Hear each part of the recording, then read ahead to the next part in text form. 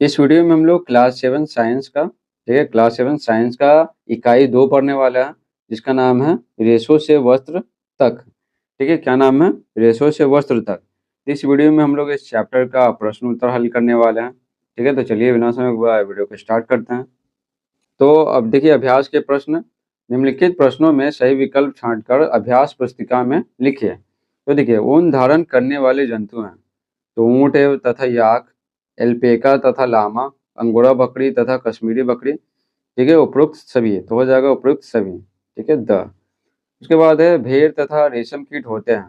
तो भेड़ तथा रेशम कीट क्या होते हैं? ये शाकाहारी होते हैं। ठीक है, भेड़ जाहिर सी बात है शाकाहारी ही होता है। भेड़ के रेशों की चिकनाई, धूल और गर्त निकालने के लिए की जाने वाली प्रक्रिया कहलाती है। तो क्या कहलाती है? अभिमार्जन कहलाते हैं। ठीक है, अभिमार्जन। उसके बाद है रेशम है। तो रेशम क्या है? जाहिर सी बात है ये जंतु रेशे हैं। ठीक है, जंतु रेशे। आगे देखिए, रिक्त स्थानों की पूर्ति कीजिए। तो यहाँ पर क है, उन सामान्यतः पालतू भेड़ों के त्वचीय डैश से प्राप्त किए जाते हैं। तो त्वचीय क्या? त्वचीय बालों बालों से प्राप्त किए जाते हैं। ऊन के रेशों के बीच वायु रुककर उष्मा की डैश का कार्य करती है। तो उष्मा की क्या? कुचालक। ठीक है, कुचालक का कार्य करती है और उन सभी को ठंड से बचाती है। रेशम प्राप्त करने के लिए रेशम कीट पालन विज्ञान डैश कहलाता है। तो क्या कहलाता है? सेरीकल्चर। ठीक है, सेरीकल्चर कहलाता है। प्यूपा के चारों ओर रेशम ग्रंथि से स्रावित पदार्थ से लिपटी संरचना डैश कहलाती है। तो क्या कहलाती है? ये कोकुन कहलाते हैं। ठीक है, कोकुन। ठीक है, अंगा है। रेशम उद्योग के कारीगर डैश नामक जीवाणु द्वारा संक्रमित हो जाते हैं। ठीक है, तो कौन से जीवाणु द्वारा संक्रमित हो जाते हैं? ठीक है, एन यक्स। ठीक है, एन यक्स। ठीक है, एन यक्स नामक जीवाणु से। तीसरा है, सही कथन के आगे सही व गलत कथन के आगे गलत का चिन्ह लगाइए। कश्मीरी बकरी के बालों से पश्मीना ऊन की शालें बनाई जाती हैं। ठीक है, तो ये क्या है? सही है। ऊन प्राप्त करने के लिए भेड़ के बालों को जाड़े के मौसम में काटा जाता है। नहीं, जाड़े के मौसम में काटेंगे तो उनको ठंड लग जाएगा, वो मर जाएंगे, तो हो जाएगा गलत। ठीक है, अच्छी नस्ल के भेड़ों को जन्म देने के लिए मुलायम बालों वाली विशेष भेड़ों के चयन की प्रक्रिया वर्णात्मक प्रजनन कहलाती है। ये बिल्कुल सही है। ठीक है, आगे देखिए, सिल्क का धागा प्राप्त करने के लिए प्यूपा से वयस्क कीट बनने से पूर्व ही कोकून को उबलते पानी में डाला जाता है। ठीक है, तो ये क्या है? सही है। उसके बाद देखिए, रेशम कीट। ठीक है, रेशम कीट के अंडे से प्यूपा निकलते हैं, तो ये गलत है। नेक्स्ट है, स्तंभ क को में दिए वाक्यों को स्तंभ ख के वाक्यों से मिलान कीजिए। तो देखिए, स्तंभ क स्तंभ ख, तो यहाँ पर क्या? अभिमार्जन है। तो अभिमार्जन काटी गई ऊन की सफाई को कहते हैं अभिमार्जन। ठीक है, कोकून, तो रेशम के कोकून से ना रेशम के रेशे प्राप्त किए जाते हैं, उत्पन्न करता है, रेशम के रेशे उत्पन्न करता है कोकून। या क्या है? ऊन देने वाला क्या? जंतु है। शहतूत की पत्तियां, ये रेशम कीट का क्या? भोजन है। शहतूत की पत्तियों को वो खाता है। और रीलिंग क्या है? रेशम के रेशे का संसाधन, रीलिंग। हो गया। पांचवा प्रश्न है, निम्नलिखित प्रश्नों के उत्तर दीजिए। तो देखिए, क है, ऊन किसे कहते हैं? उन जंतुओं के नाम लिखिए जिनसे ऊन प्राप्त किया जाता है। तो चलिए यहाँ पर क्या जितने भी सवाल दिए गए हैं 9 तक, चलिए एक एक करके आपको सारा बताता हूँ। तो देखिए उत्तर लिखेंगे, सामान्यतः भेड़ की त्वचा के बाल से प्राप्त किए जाने वाले मुलायम घने रेशों को ऊन कहा जाता है। ठीक है, ख ऊन प्रदान करने वाले भेड़ों की कुछ भारतीय नस्लों के नाम लिखिए। तो देखिए उत्तर लिखेंगे, जम्मू कश्मीर के पहाड़ी क्षेत्र में पाई जाने वाली अंगोरा बकरी, ठीक है, तथा कश्मीरी बकरी। ग है यहाँ पर, वर्णात्मक प्रजनन से आप क्या समझते हैं? तो उत्तर लिखेंगे, भेड़ के जिन नस्लों के शरीर पर घने बाल होते हैं उनका अच्छी नस्ल की भेड़ों को जन्म देने के लिए जनक के रूप में चयन करने की प्रक्रिया को वर्णात्मक प्रजनन कहते हैं। ठीक है, तो जैसे मान लेते हैं कि एक भेड़ है। ठीक है, एक भेड़ यानी भेड़ा है, तो ये अच्छी क्वालिटी का है, तो इसी का क्या शुक्राणु इस्तेमाल किया जाता है और बस इसका जो बच्चा होता है तो वो अच्छी नस्ल का होता है। जाड़ों में ऊनी वस्त्रों को पहनना क्यों आरामदायक होता है? उत्तर लिखेंगे, ऊनी रेशों के बीच वायु अधिक मात्रा में भर जाती है जो उष्मा की कुचालक की भांति कार्य करने लगती है।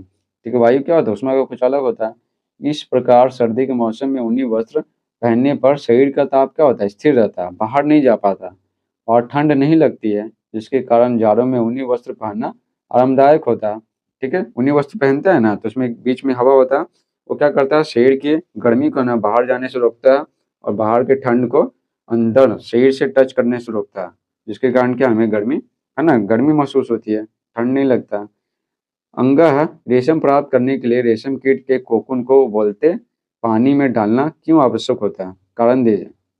तो उत्तर लिखेंगे, रेशम प्राप्त करने के लिए प्यूपा से वयस्क कीट बनने के पूर्व ही प्यूपा से वयस्क कीट बनने के पूर्व ही कोकून को एकत्रित करके उन्हें उबलते पानी में, ठीक है, 95 डिग्री सेल्सियस से 97 डिग्री सेल्सियस तक लगभग 10 से 15 मिनट के लिए डाल दिया जाता है। इससे कोकून के चारों ओर लिपटी रेशों के बीच का चिपचिपा पदार्थ है ना खुल जाता है तथा रेशम के रेशे पृथक हो जाते हैं, एकदम अलग अलग हो जाता है। छठा सवाल है, रेशम कीट के विभिन्न किस्मों से प्राप्त कुछ रेशम के रेशों के नाम लिखें। तो देखिए उत्तर लिखेंगे, रेशम कीट के विभिन्न किस्मों से प्राप्त कुछ रेशे हैं, जैसे टसर रेशम, मंगा रेशम, कोसा रेशम, एरी रेशम, ठीक है, आते हैं। ये किस्मों के हैं, रेशम के विभिन्न प्रकार के किस्म हैं।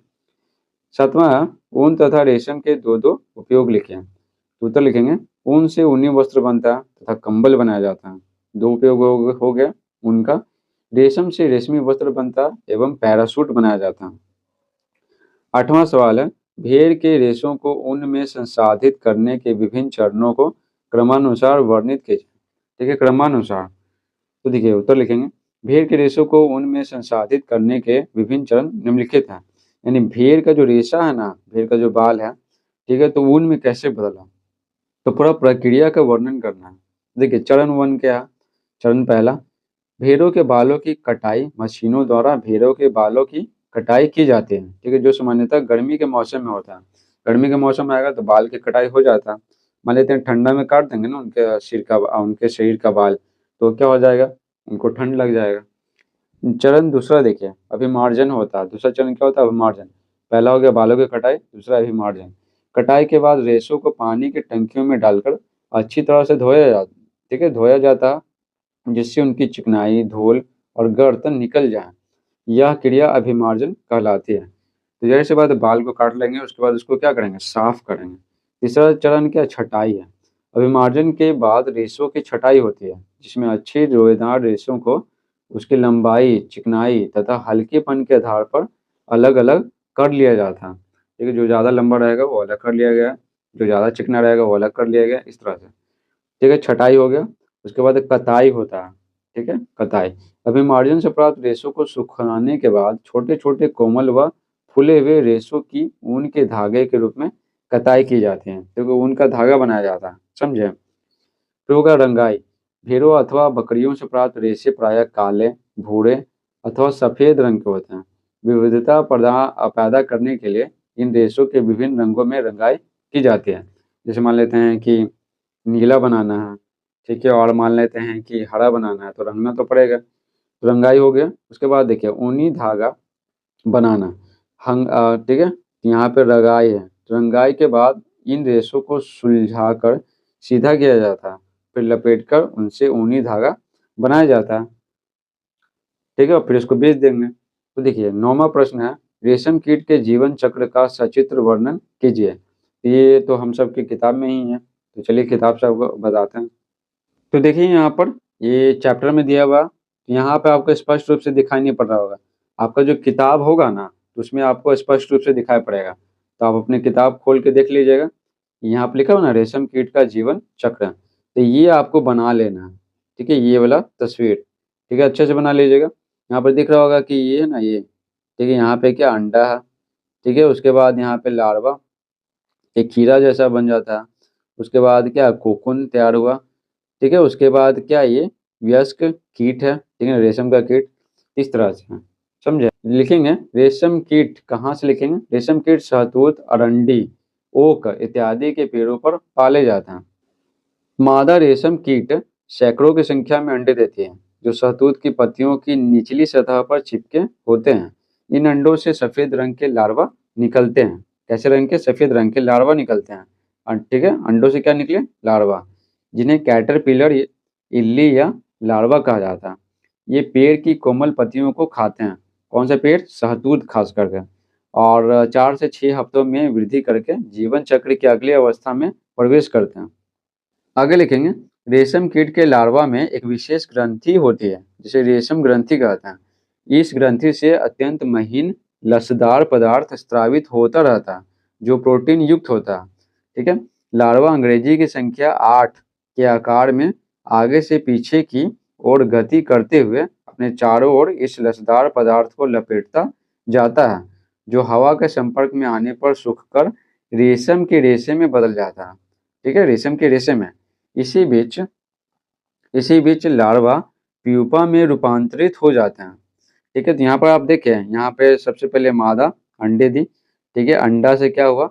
अंडा से नहीं, लार्वा। ठीक है, यहाँ पर देखिए कितना 4 से 6 हफ्तों में क्या हुआ?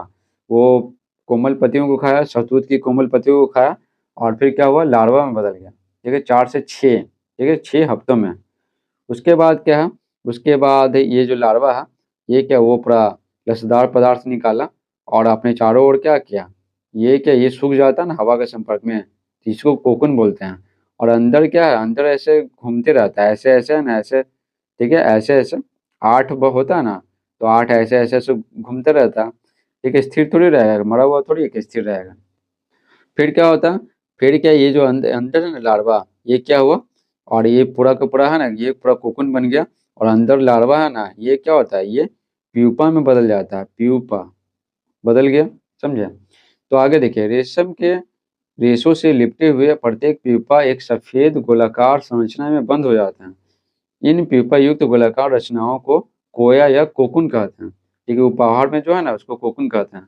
कोकून के भीतर ही प्यूपा विकसित होकर वयस्क रेशम कीट में बदल जाता है। फिर और ये प्यूपा बढ़ेगा, फिर रेशम का कीट बनता है। ठीक है ना, रेशम का कीट बन गया।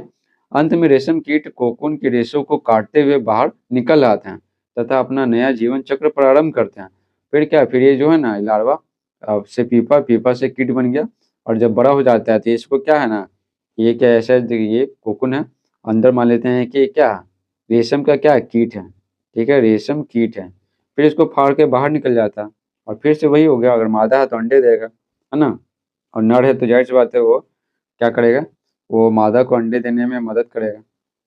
तो इस प्रकार से आप बना लीजिएगा और ये वाला तस्वीर बना लीजिएगा और यहाँ से, ठीक है ना, लिख दीजिएगा रेशम कीट का जीवन चक्र। इस प्रकार से पूरा चैप्टर समाप्त होता है। Thanks for watching.